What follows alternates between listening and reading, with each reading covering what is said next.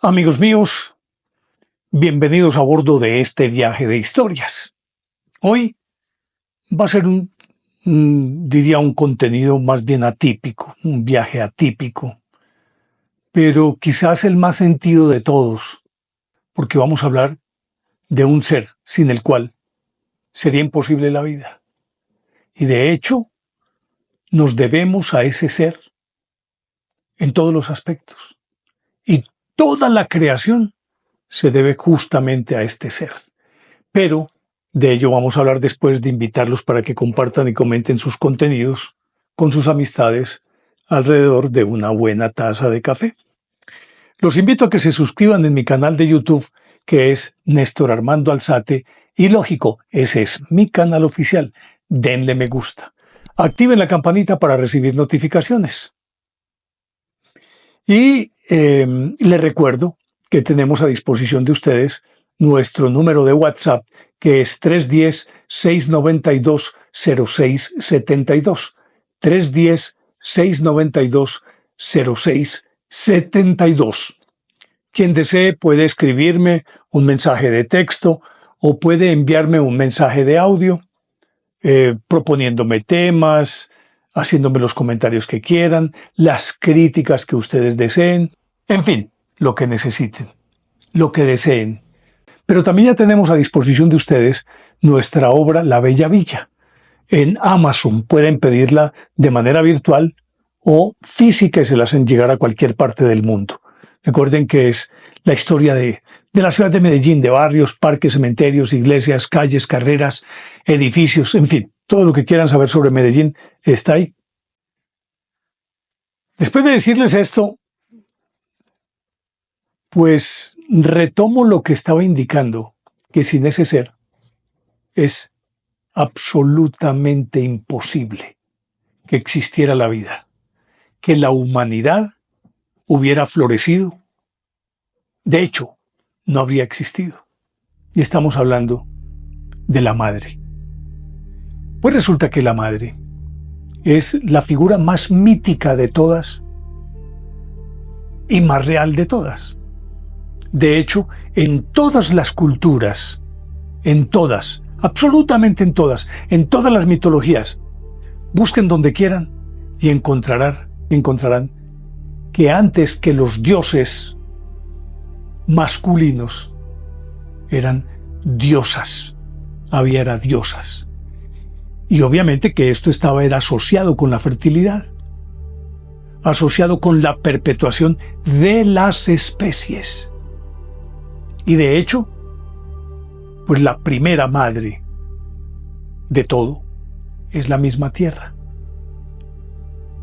Recuerden que entre los griegos se llamaba Gea. Gea era esposa de Urano. Con Urano tuvo un montón de hijos, pero Urano temía que cualquiera de esos hijos pudiera desbancarlo del poder. Y entonces tuvo a los que llamaron los titanes. Pero una vez que el niño iba a nacer, él volvía y lo empujaba hacia el vientre de la madre y no lo dejaba nacer, Urano. Hasta que la madre, imagínense ustedes con ese montón de hijos en el vientre, hijos ya formados.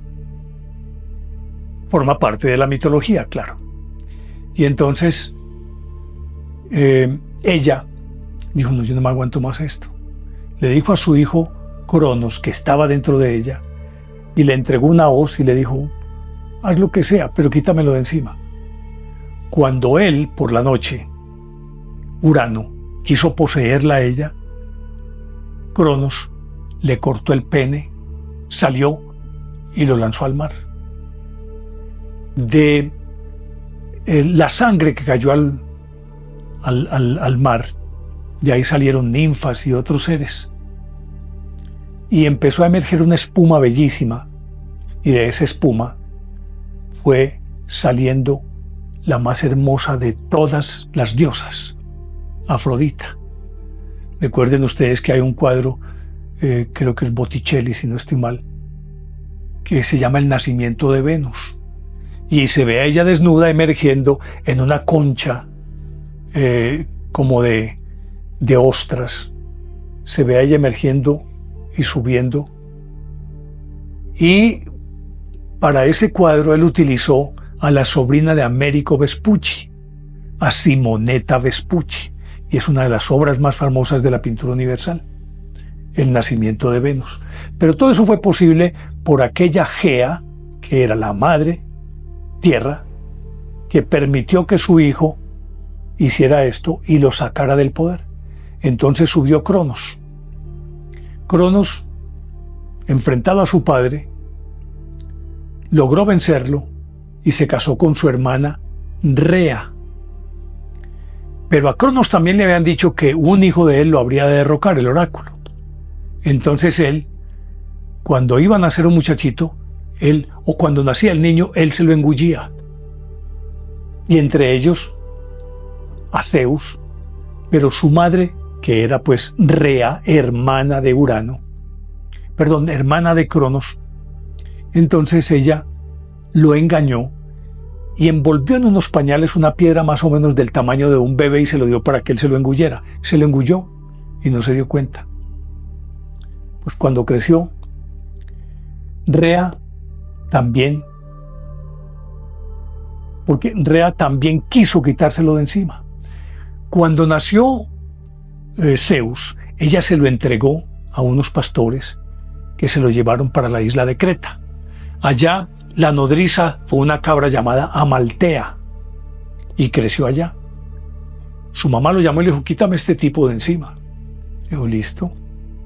Pues ahí fue cuando él se enfrentó a Cronos, lo venció y fundó pues el Olimpo, del cual él quedó como el dios máximo. Y en efecto se cumplió ese supuesto oráculo y venció a su padre. Ahí aparece la figura de esa madre, de Rea, que para salvar a su hijo engañó al papá del niño, entregándole una piedra en lugar del bebé para que él se lo engullera. Pero aún más atrás de esta historia, hay rastros de cómo los antiguos pueblos adoraban a las diosas, no a los dioses, porque ellas eran las dadoras de vida. Y de hecho, la prueba más palpable de esto es una escultura pequeñita, como de 15 centímetros, algo así por el estilo, o de 11 centímetros de alta y 15 de cintura, por decirlo de alguna manera, pues alrededor. Y es la Venus de Willendorf. La Venus de Willendorf, encontrada en un paraje de Austria llamado así. Fue encontrado, si no estoy mal, en 1908. Y resulta que ella, lo que se ve, es una cabeza que tiene como una especie de trenzado alrededor. Ella levemente da la sensación de que mira su seno derecho. Los brazos son delgados, pero de los hombros hacia abajo se ve inmediatamente que está asociada con fertilidad, porque sus senos son enormes, enormes. Y de ahí para abajo, de la cadera también es una cadera muy ancha. Lógicamente que esto indica que era muy prolífica, porque estas características físicas se asocian con eso. Por eso, el arquetipo de la belleza antigua tenía que ver con la mujer voluminosa, voluminosa de senos, voluminosa de cadera, porque con ello se suponía que tenía muchas más posibilidades de tener una muy buena prole.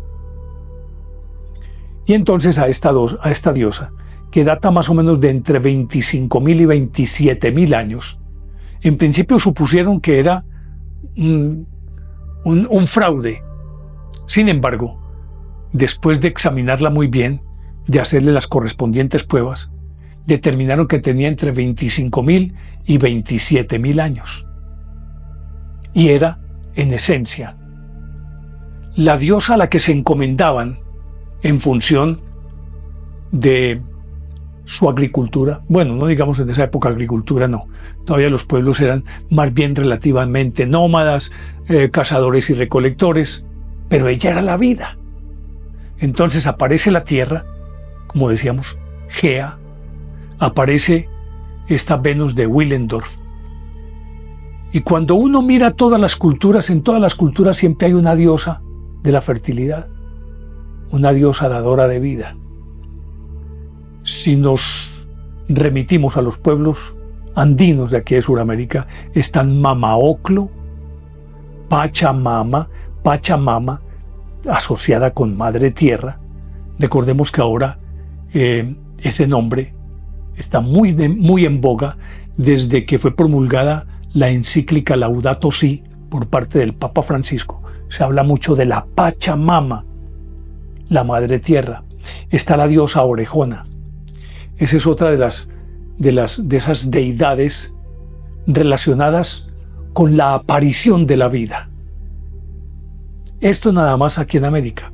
Y si uno va a buscar en Malta y en otras partes, encontrará que siempre existen rezagos de diosas y aparecen muchas figuras pequeñas o pinturas en las que evidentemente se nota que esas figuras son femeninas y son de fertilidad.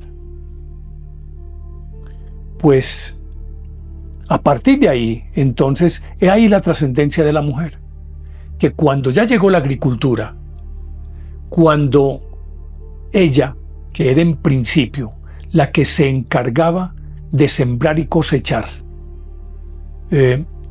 se asentó permanente en un determinado sitio, permanentemente, lógicamente que ya esa madre cumplía una doble función. Lo que tenía que hacer afuera para mantener a sus hijos y formar a sus hijos. Entre tanto los hombres eran los guerreros o los cazadores que se tenían que ausentar mucho tiempo de ese sitio y entonces quedaban las mujeres al mando. Con todo y ello, cuando ya se empieza a jerarquizar la sociedad, es decir, una vez que los emplazamientos que ya se han quedado en un sitio, se han quedado fijados a un sitio, entonces, lógicamente que aparecen las clases sociales. Necesariamente tuvieron que aparecer. Ellas seguían cultivando, pero en esas aparece también una cierta forma de esclavitud. Luego los esclavos van reemplazándolas a ellas en aquellas faenas que eran muy exigentes, las del campo, y ellas las recluyen en sus casas. Como los guerreros ganan prestigio en la medida en que son capaces de vencer a los enemigos, se van encumbrando en la pirámide social. Pero esa pirámide social necesita quien entonces trabaje la agricultura, quien haga el trabajo normal, construcción, adecuación, todo ese tipo de cosas. Entonces, la casta de los trabajadores. Pero aparecen otros que son los que tienen que defender las empalizadas o los fuertes o aquellos poblados cerrados, porque merodeaban muchas bandas que todavía eran nómadas y querían adueñarse de aquellos alimentos que estos poseían. Alimentos que por demás no solamente servían para alimentar a ese pequeño grupo convertido ya en clan o en tribu, sino que sus excedentes podían ser vendidos. Todo esto despertaba la codicia de los demás. Y por lo tanto, entonces, había que defenderlo y ahí empiezan a plantearse las guerras. Desde entonces tenemos guerras. Ya en esta etapa, las mujeres se ven confinadas en la casa, porque los hombres se convierten en líderes, en militares, en guerreros, se convierten en, cuando ya pues podemos decir que existía, digámosle, un cuerpo, que ya existía un pensamiento, una cultura incipiente, entonces son los hombres los que se encargan de la cultura, los que se encargan de gobernar, los que se encargan de administrar, y a la mujer la recluyen solamente signada al papel de madre, casi que diríamoslo,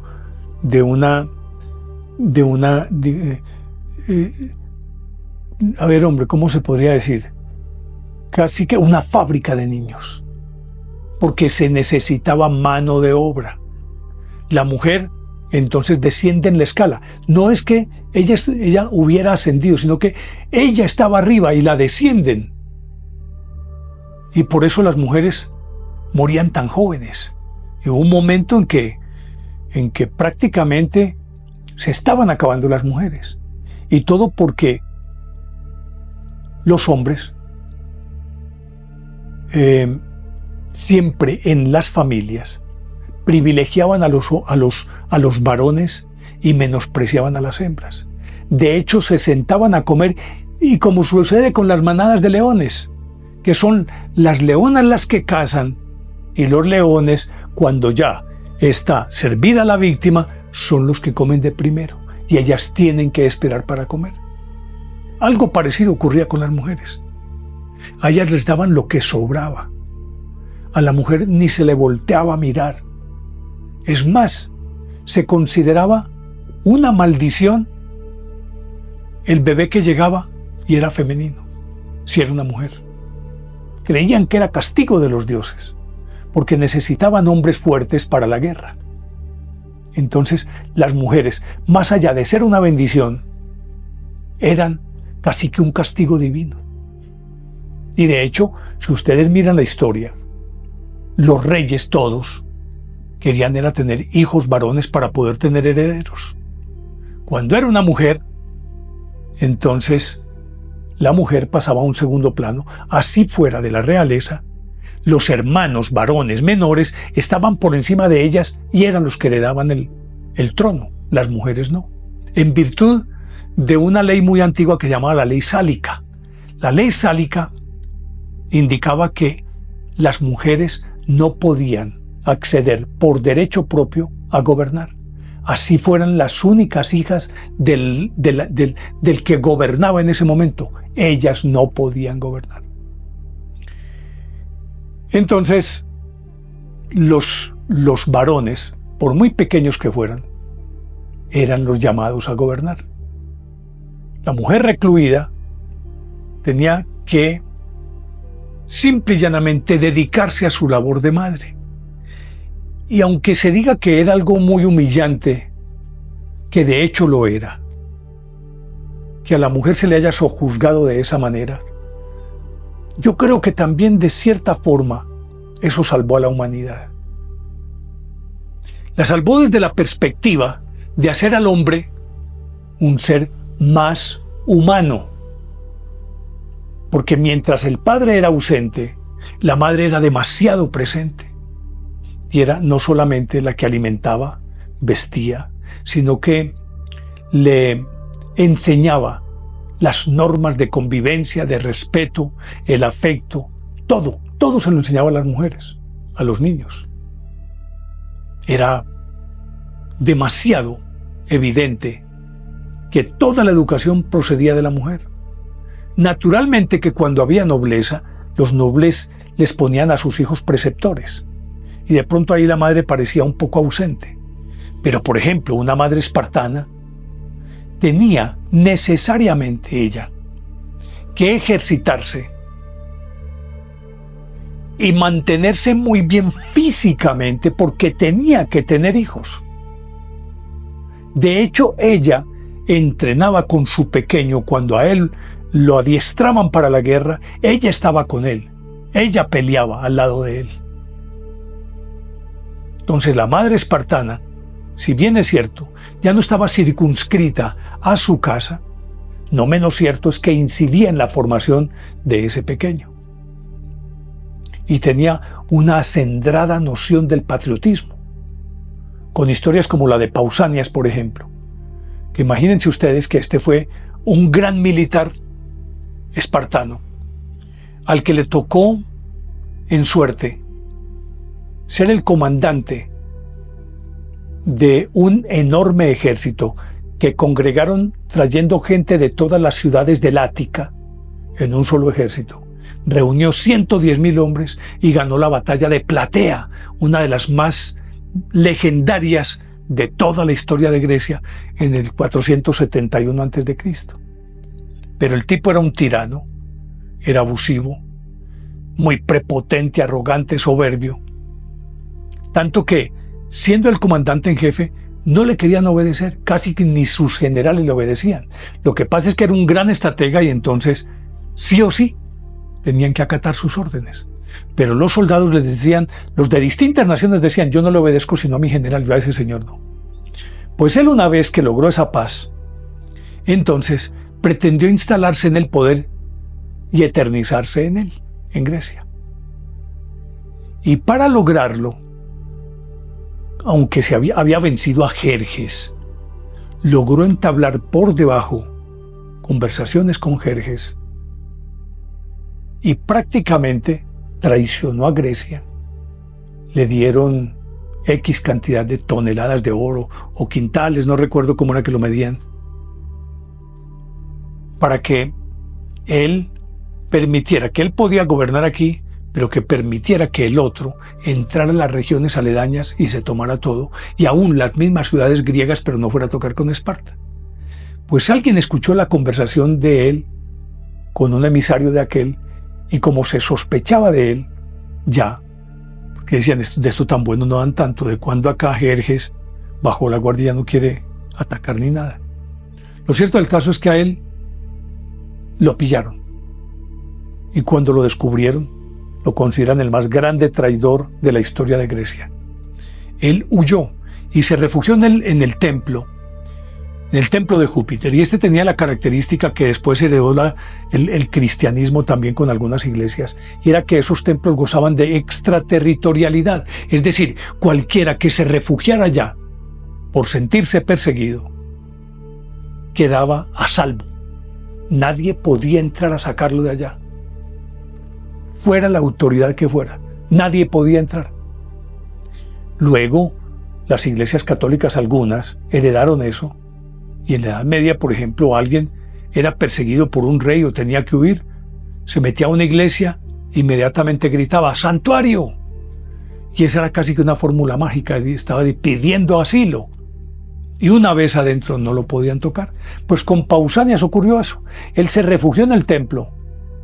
¿Y cómo les parece? Que estando dentro del templo, como no lo podían sacar, los eforos, pues, o éforos, que eran los jueces, decidieron, bueno, no lo podemos sacar, listo, dejémoslo ahí quieto, pero vamos a tapiar ese templo, vamos a cerrarlo completamente con piedra, que quede sellado, y listo, ahí queda en su santuario. Pues, ¿cómo les parece? Que la primera persona, la que puso la primera piedra para tapiar, cerrar completamente el templo, fue la madre de Pausanias, que era una espartana de toma y dame, porque tenían esas mujeres un acendrado patriotismo. Por lo tanto, ella fue la que casi que dio carta blanca para que a él lo lapidaran. Eso se llama lapidar, cerrar. Aunque también lapidar es emprender a pedradas y matar a alguien así. Lo cierto del caso es que a él le ocurrió eso. Y paradójicamente fue su madre la primera en legitimar esa acción contra él. He ahí el valor de la madre. He ahí cómo la madre no solamente es el eje de la casa, es el factor de orden, de comportamiento, de afecto, de amor, sino que también es la encargada de imprimir aquellos principios que son indelebles en el individuo. Mi mamá decía que a uno lo salvan los principios, lo que aprendió en la casa. Eso es indeleble, queda en la personalidad del individuo y es algo tan bien introyectado que se vuelve mecánico, que ya forma parte de la personalidad del individuo. Y eso es lo que le imprimen las madres a sus hijos. No obstante, aunque hubiesen sido relegadas y confinadas dentro de las casas, perdón, permiso que este cafecito está muy rico. Pues resulta que ellas desde allá jugaron papeles muy preponderantes. Por ejemplo, hubo una que fue una mujer que fue de esas madres, diríamos lo que es lo ambivalente, lo extraño. Una madre que adoraba a su hijo, pero era una mujer malvada. Estamos hablando de Agripina. Agripina era hermana de Calígula. Calígula tenía relaciones incestuosas con ella. Ella se casó y tuvo un hijo que se llamó Nerón. Pues ella juraba que Nerón tenía que subir al trono de Roma. Y para lograrlo, envenenó a su segundo marido, que era el emperador Claudio. Lo envenenó. Y envenenó al hijo de Claudio, a otro hijo que él tenía que era mayor que Nerón. Lo envenenó para poder abrirle la puerta a Nerón para que él llegara al trono. En efecto lo logró. Pero Nerón, después, como ella intentó manejarlo y manejar el imperio romano, él no lo permitió y atentó varias veces contra ella. Inclusive la mandó en un barco disque de paseo e hizo que los constructores del barco lo hicieran de una manera tan defectuosa que una vez estuviera en el mar, ese barco se desvencijara y ella muriera. Pues se logró salvar y regresó. Él dijo, ya no hay nada más que hacer. La mandó a matar.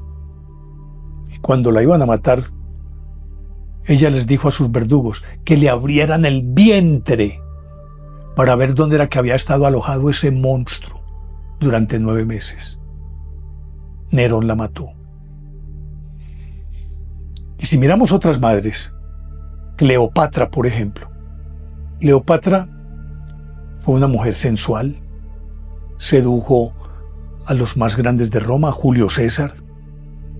Con Julio César tuvo un hijo llamado Cesarión. Julio César se la llevó a ella para Roma con su hijo, la instaló en una villa y entonces los romanos olisquearon que era muy posible que él dejara a su hijo como su sucesor. Aunque Julio César nunca fue emperador, nunca lo fue. Si era un cónsul vitalicio, es decir, no tenía ni el cetro ni la corona de laurel, pero de facto era un emperador. Entonces los romanos, ahí fue donde armaron la conspiración por parte de Bruto, que era el que lideraba todo. Y Bruto era hijo adoptivo de Julio César. Era hijo del amante que él tuvo toda la vida de Servilia. Y cuando mataron a Julio César, entonces Cleopatra huyó de Roma. Volvió y ahí fue, al poco tiempo, cuando conoció a Marco Antonio.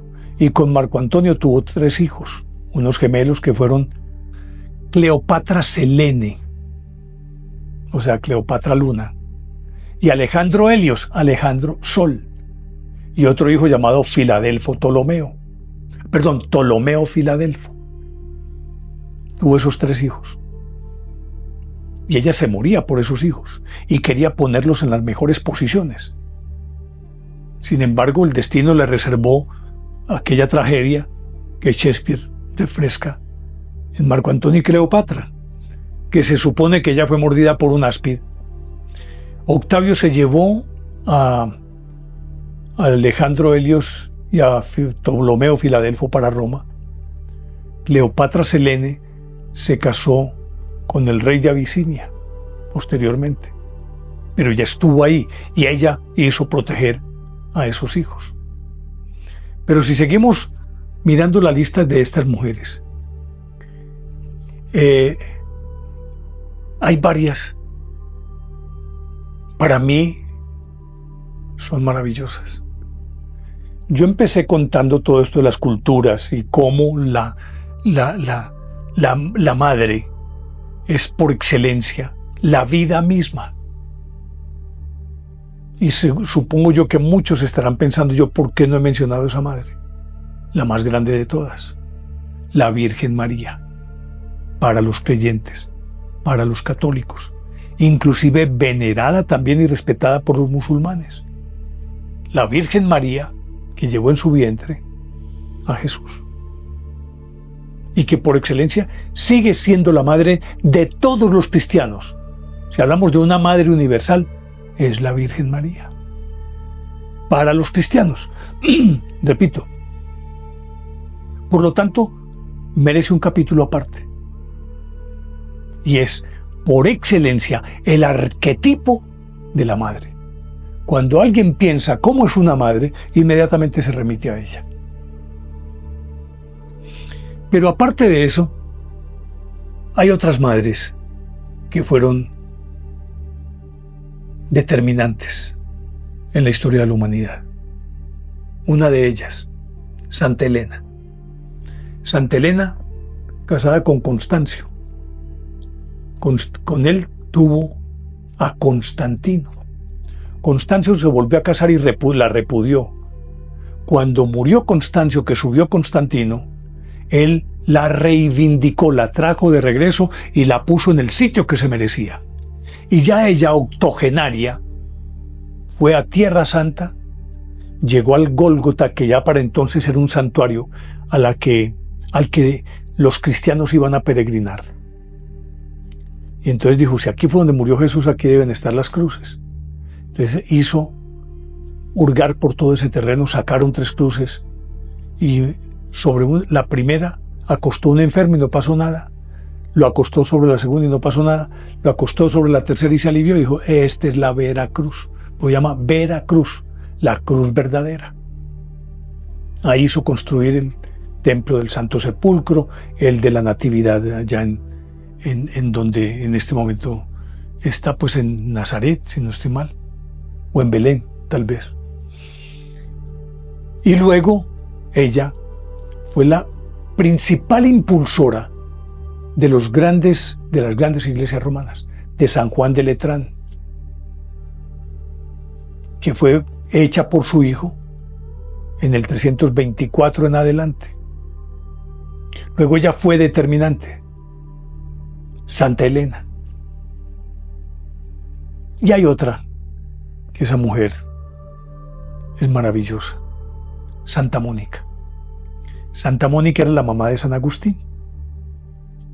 Resulta que ella, una mujer muy piadosa, era la madre de el hombre más brillante que existía en ese momento en África. Él era como de Cartago, y resulta que, o de esas inmediaciones. Ella oraba todos los días, porque siendo el tipo tan brillante entonces, era el mejor orador, era un maestro extraordinario de retórica, era la vedette, digámoslo más para los muchachos que para los más adultos. Era un rockstar, que llamaban. Era el hombre más popular, el más asediado por las mujeres, y llevaba una vida disoluta, trago, rumba, mujeres, de todo, pero se paraba en un estrado y hechizaba a Raimundo y todo el mundo. Y decía, Señor, que se convierta, y ore, y ore, y ore, y ore. Y llegó un momento en que por diversas circunstancias, él fue llamado a Milán a asumir una cátedra. Y se iba a ir para Milán y su mamá le dijo, no, pues yo me voy con usted. Dijo, mamá, yo me voy con usted. En efecto, se embarcó con él. Cuando llegaron a un puerto que tenían que recalar ahí para avituallarse y reemprender el viaje, él la embolató de tal manera que la hizo bajar del barco para que ella fuera a conocer determinados sitios y le dijo al capitán, vámonos de aquí, y la dejó tirada allá. Pues ella alquiló un barco. Cuando ella volvió al puerto, el barco de su hijo iba allá en el horizonte, en lontananza. Pues alquiló un barco y se hizo llevar a Milán. Y llegó a Milán detrás de su hijo. Y no lo despintó, que llamaban de manera coloquial. No le perdió pie ni pisada.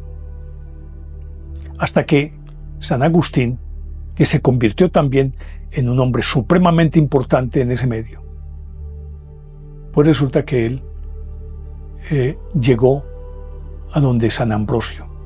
Y San Ambrosio lo cogió y se convirtió. Cuando él se convirtió, que le dio esa alegría a su mamá, dijo, ya me puedo morir tranquila. Y emprendió el regreso a su casa.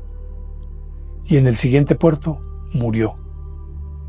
Pero logró su cometido.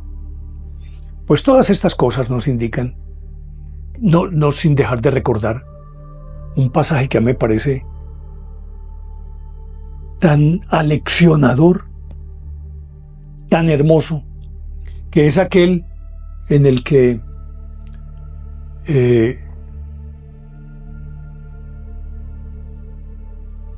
las dos mujeres, aquellas que llegan donde Salomón con un niño, y llegan ambas diciendo que es mi hijo, no, es mío, no, que es mío, es mío. Salomón dice, ¿yo qué hago aquí? No, quitémonos el problema de encima, córtenlo por la mitad y denle a cada uno una parte. Una de ellas dijo, sí, hágale, claro que sí. Y la otra dijo, no, entrégueselo a ella, no vaya a partir el niño, no vaya a partir mi niño. Y Salomón dijo, esta es la mamá, y se lo entregó a ella. Es una historia bien bonita. Y todo esto nos lleva a entender que esa madre es la figura más importante que pueda existir. No hay otra. Y así las cosas, con el paso del tiempo, la madre fue, no digámoslo recuperando el estatus social, pero sí siendo el centro. Y ahí surge entonces la idea de celebrar la festividad de la madre. ¿Cómo les parece que en Estados Unidos nació en 1864 Anna Jarvis? Ella murió en 1948. Maestra. Se graduó en el seminario femenino de Welling y fue maestra en Grafton. Pero resulta que su mamá se enfermó y ya dependía era de ella. Entonces se retiró del magisterio.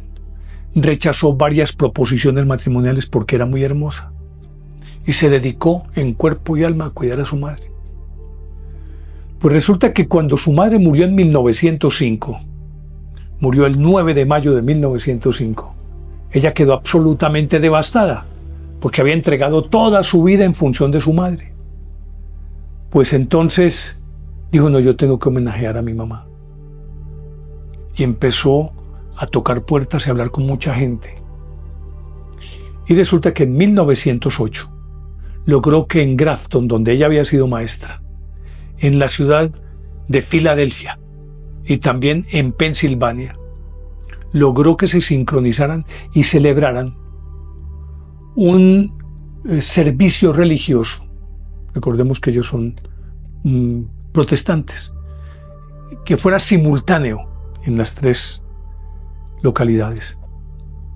E hizo decorar los templos con claveles blancos que le encantaban a la mamá. Celebraron un servicio en homenaje a las madres vivas y a las madres muertas, particularmente a las muertas. Naturalmente que el trasfondo de todo esto era que ella estaba homenajeando a su madre y por eso justamente era en mayo que se hizo esto. El 10 de mayo. Y entonces quedó tan entusiasmada al ver la respuesta de la gente que empezó a cabildear entonces con empresarios, congresistas, gobernadores, senadores, y fue y dele, hasta que logró que en 1910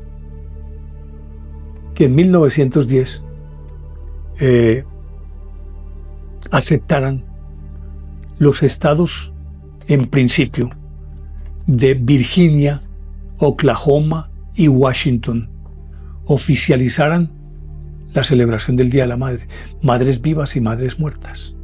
Tuvo tal éxito que al año siguiente, en 1911, prácticamente todos los estados, todos los gobernadores habían ordenado que se efectuara un homenaje a las madres vivas y muertas el segundo domingo de mayo.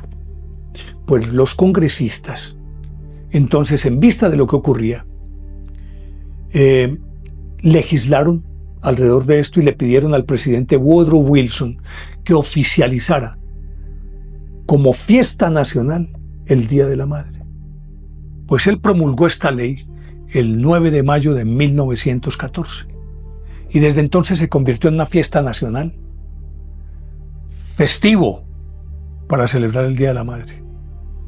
Esto naturalmente, como suele suceder, repercutió en muchos países y hoy en el mundo se celebra el Día de la Madre el segundo domingo de mayo prácticamente en todo el planeta. Hay algunos países o algunos sitios o dentro de algunos países con un permiso especial se celebra el Día de la Madre en otra fecha, regularmente en mayo o a finales de mayo, porque tal vez no por la idiosincrasia, sino por la misma economía, porque esto se convirtió en una fiesta comercial, claro. Pero es en mayo y oficialmente debe ser el segundo domingo de mayo.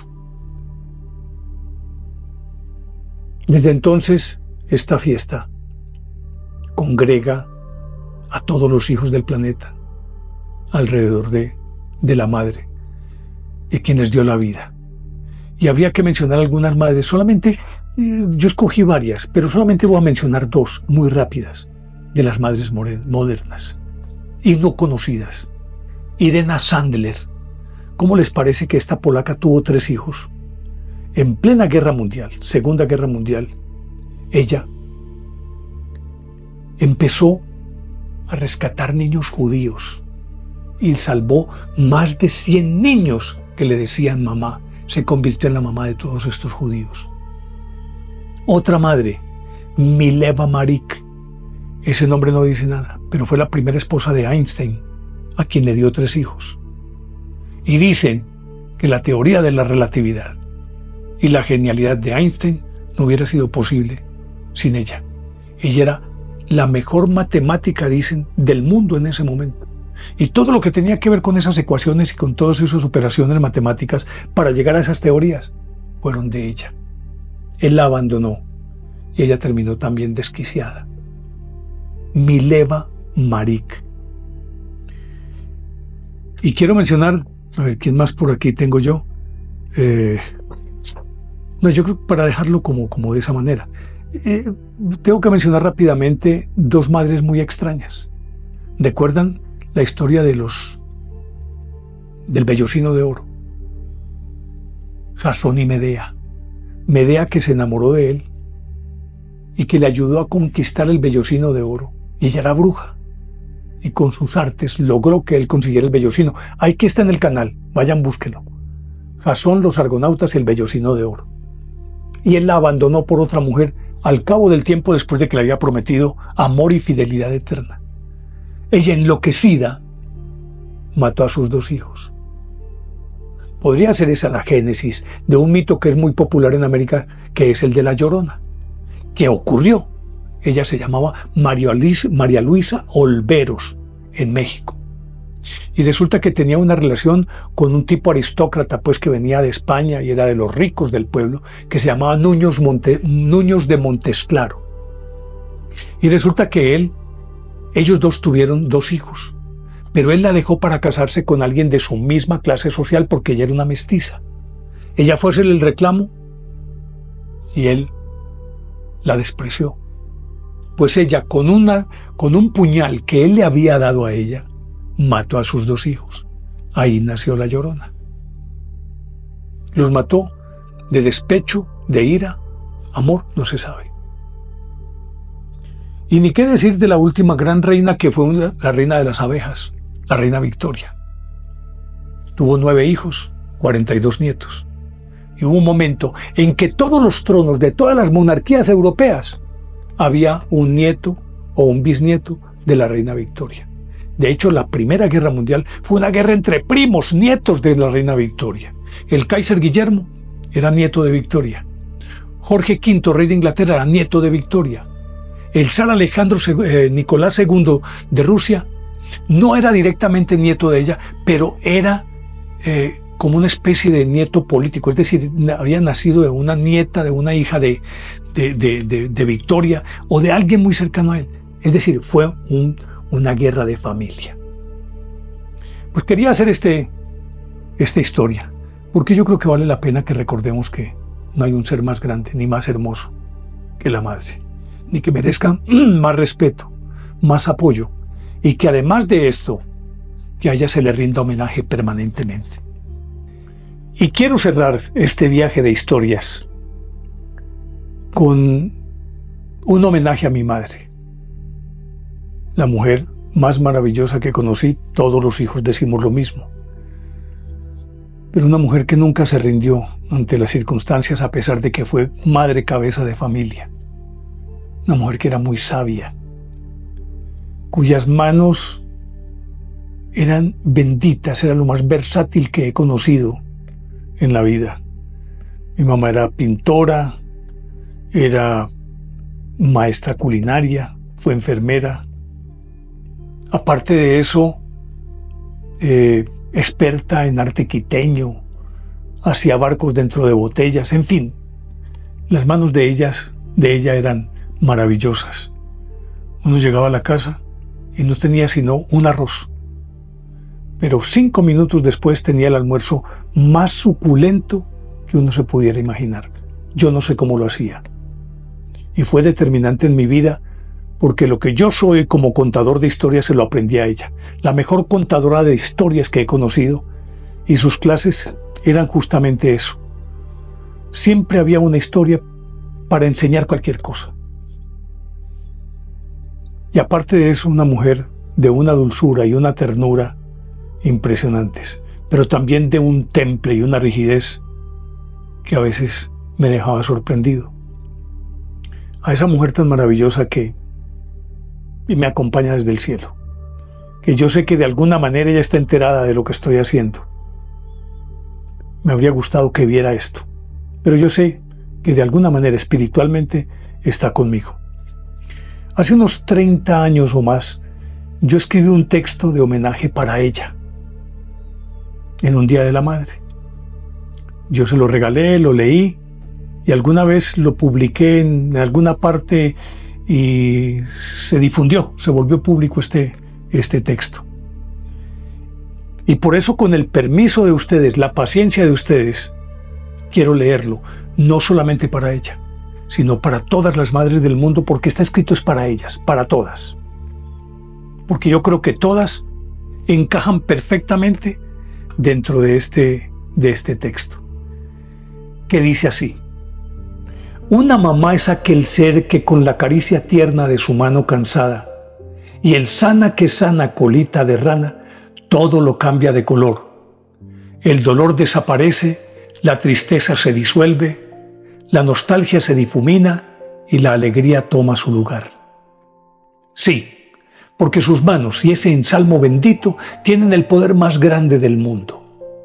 Una madre es capaz de transmutar la oscuridad en luz, la noche en día, el llanto en risa y el hambre en siesta.